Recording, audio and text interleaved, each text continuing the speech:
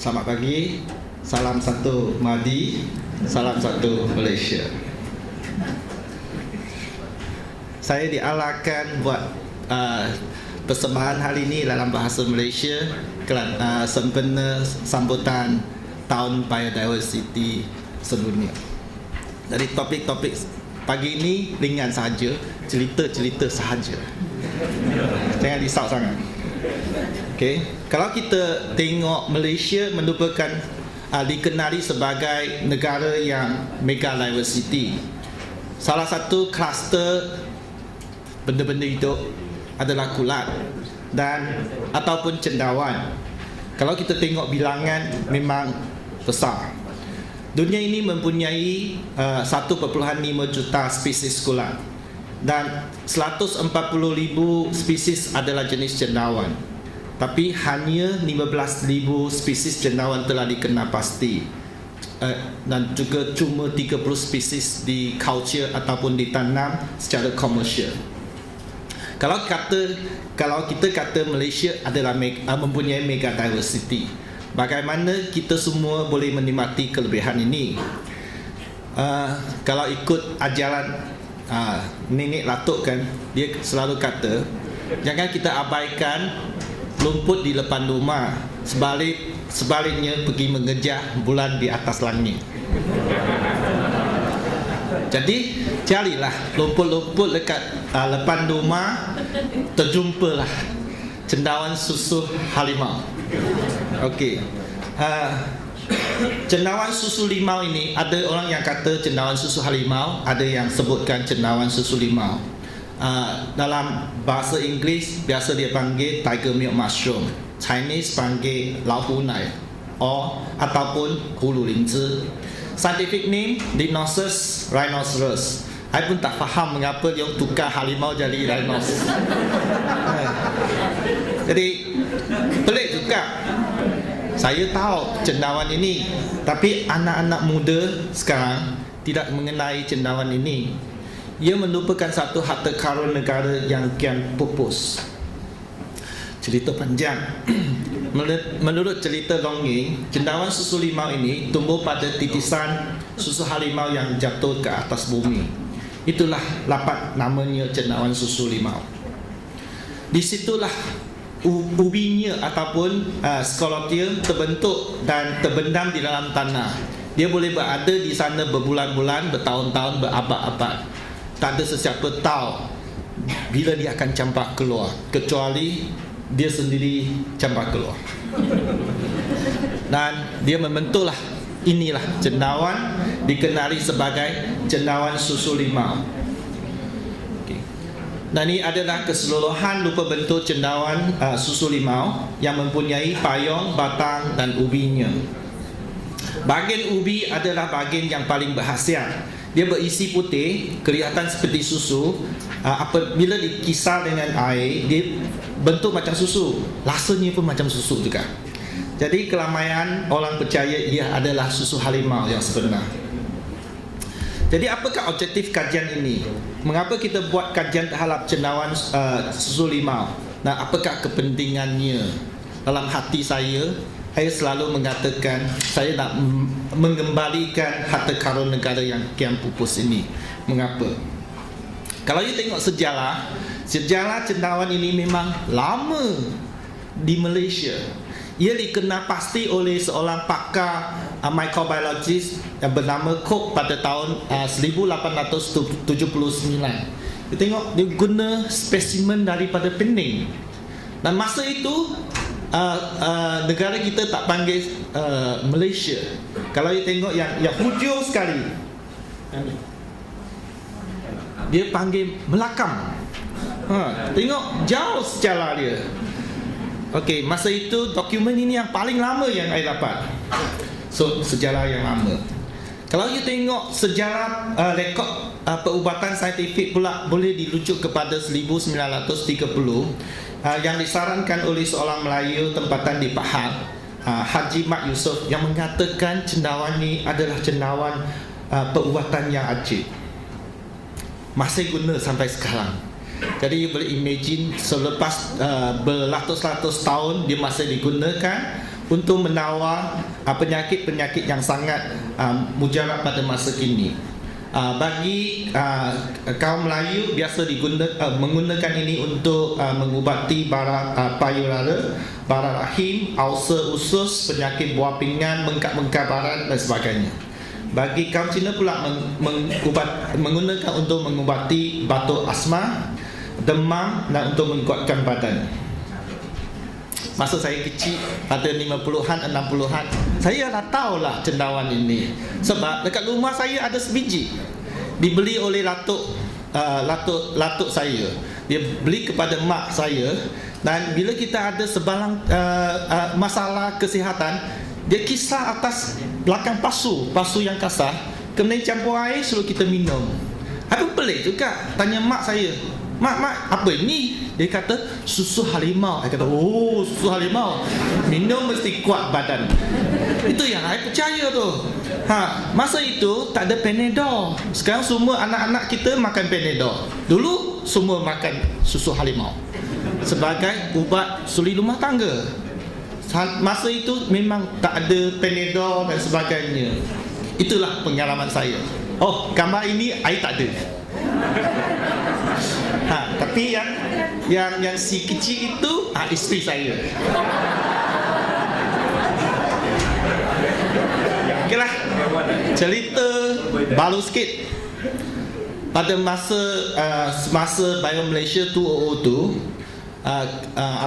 Perdana Menteri masa itu Tun Dr. Mahathir, dia memberi ucapan pembukaan Bio Malaysia. Dalam masa itu dia menyatakan bahawa dia menggunakan sejenis cendawan yang dipanggil cendawan susu limau untuk mengubati batuk kronik dia. Kata, cendawan susu limau itu adalah cendawan. Oh, dari sanalah saya baru tahu. First time saya tahu susu limau itu cendawan. Dan itulah dari sananya mencetus minat saya untuk membuat kajian cendawan ini. Kemudian saya buatlah di teacher search dan sebagainya. Terjumpalah sebenarnya cendawan ni lamai dah tahulah. Pakar dekat frame Dr. Chang Andy pada tahun 2004, dia memang membuat kajian tentang cendawan ini, tapi dia buat survey saja, banci untuk cendawan-cendawan yang ada dekat Malaysia ini. Dilapati 19 spesies cendawan perubatan yang ada di Malaysia ini. Cendawan susu limau ini dianggap ataupun dikenali sebagai yang paling penting ataupun berada di kedudukan nombor 1 pada golongan-golongan orang asli yang dia buat kajian itu. Dari sana dia menyuruh Malaysia pergi buat kajian ini. Tapi sampai sekarang itulah jadinya. Bukan kita saja yang tahu. Negara China sebagai pengeluar ataupun pengguna cendawan yang terbesar di dunia, dia telah memilih cendawan susu limau ini sebagai cendawan yang paling berpotensi untuk dikomersialkan pada tahun 2003. Tapi dia juga mengatakan cendawan ini tidak boleh dikomersialkan kerana tak ada bekaran, kalau nak jual tak ada bekaran, macam mana nak jual? Dia kata industri ini adalah bagi sesiapa yang berjaya menanamnya. Kita pula buat kajian. Dari segi kajian genetik, kita dapati cendawan susu limau ini sebenarnya kan dia adik-beradik dengan cendawan-cendawan lain yang memang dunia ini meminati. Dia kalau tengok dia punya susunan, dia memang berdekatan dengan Ganoderma ducerium, iaitu world ataupun nombor 1 di dunia. Dia pun berdekatan dengan Trimentus versicolor, itu nombor 1 dekat Jepun. Jadi kalau itu yang masa itu soalan yang tertimbul, jika cendawan ini bernilai tinggi kan, mengapa tidak ada sesiapa yang mengkomersialkan cendawan ini secara meluas? Betul tak? Kalau benda ini bernilai, berguna, mengapa tak ada orang komersialkan? Cari-cari pula dapat jawapan. Bukan tiada, bukan tidak mau, tetapi tiada bekaran. Sebab cendawan ini cuma boleh didapat di hutan. dan dia tidak akan diberitahu kepada sesiapa di mana dia berada, kecuali orang yang ada rezeki. Itu orang asli yang beritahu saya. Dia kata cuba ada yang rezeki baru boleh terjumpa, kemudian ambil keluar, jual kepada saya 200 satu pokok. Mahal. Sebenarnya cendawan ini jarang ditemui. Dia selalunya berada di bawah tanah. Itu yang jarang dijumpai. Jika wujud, dia cuma wujud satu batang aja dekat sana. Kemudian dalam radius beberapa kilometer tak akan cari yang kedua. Itu yang susah payah tu. Itu yang dikatakan tiada sesiapa tahu di mana ia berada, melainkan ia memberitahu.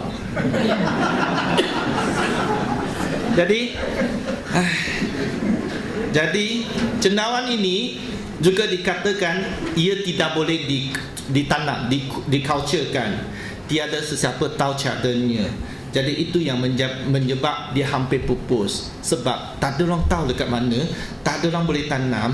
Lama-lama semualah lupalah. Tak tahu, generasi muda-muda semualah tak tahulah. Jadi kita berazam pada masa itu, kita nak berazam untuk menghasilkan cendawan ini secara pengkutulan ataupun bertinya biarkan dia dan tanam, supaya ia boleh menampung permintaan yang menjaminkan bekaran yang cukup. Jadi selepas beberapa tahun kita main-main dekat makmah, akhirnya dapatlah sesuatu. Kalau you tengok kurak susu limau yang dia itu memang suka hidup dalam kutu media PDA, tetapi kurak susu limau yang kita hasilkan itu variety yang baru, dia boleh tumbuh, sekurang-kurangnya boleh tumbuh. Ia boleh bezakan dia punya kelajuan pertumbuhan itu. Yang paling kita seronok ialah kulat yang kita hasilkan itu dia boleh tumbuh dalam kutu media PDA yang kita formulasikan. Saya suka letak dia macam ini supaya dia keluar mata tu. Itu yang saya kata mata harimau. Nampak tak macam mata harimau kan? Dan kulat ini dia boleh tumbuh dalam media bijian, tapi ambil masa yang agak lama juga, 4 hingga 6 minggu. Dan kita boleh tanam dia dekat bongkar cendawan, ambil masa 1 tahun. Kalau kita bernasib baik, kita boleh langsangkan tisu kutu itu, dia boleh membentukkan bentuk-bentuk yang seakan-akan macam ubi. Dan rupa inilah hasil inilah yang ada yang boleh digunakan. Yang ini salah satu daripada bentuk-bentuk ubi yang yang kita langsangkan untuk pertumbuhan ubi. Dan kalau kita langsangkan dia lagi, dia boleh keluarkan dia punya batang. Dan inilah batang yang biasa dia wujud sebelum dia hasilkan payung. Kita boleh juga bentukkan ubi ataupun skolotin cendawan susu limau ini dalam tanah. Kalau kita tanam bongkar cendawan itu di tanah, kemudian biarkan beberapa tahun, dikeluarlah biji-biji. Inilah hasil dia. Inilah hasil dia kalau you tanam dalam tanah. Kalau masa cuaca, sebenarnya saya tak tahu macam mana dia keluar. Dia ikut musim, tapi musim itu pun kadang-kadang pedik juga. Dah 2-3 tahun saya observer kan, dia cuma dalam musim hujan tertentu sahaja dia cembah. Itulah hasil dia. Jadi benda-benda yang ubi yang kita rangsangkan itu sebenarnya boleh dikutip dan diproses untuk menjadikan nutraceutical yang berpotensi tinggi. Kalau kita buat kajian, kita memang apa yang air tanam itu betul ke sama dengan yang dia punya. So kita buat kajian kimia. Profil kimia menunjukkan dia adalah sama. Dan kita risau juga, selamatkan dia dimakan. Jadi bagilah tikus makan dulu. So saya bagi tikus makan sampai 10% barang tikus tu. Wah, tiap hari dia makan 10% berat barang cendawan susu limau selama 3 bulan. Tikus itu masih hidup. Jadi berarti tak toksik, kuat. Itu yang dikata. Memang dia lompat-lompat tak nak tidur. Dan kita buat kajian saintifik juga. Tapi proses ini adalah mengambil masa yang panjang. Sekarang kita buat kerjasama dengan Universiti Malaya, Utah, IMR dan sebagainya untuk buat kajian-kajian biologi, kimia dan farmaseutika. Jadi, apakah seterusnya?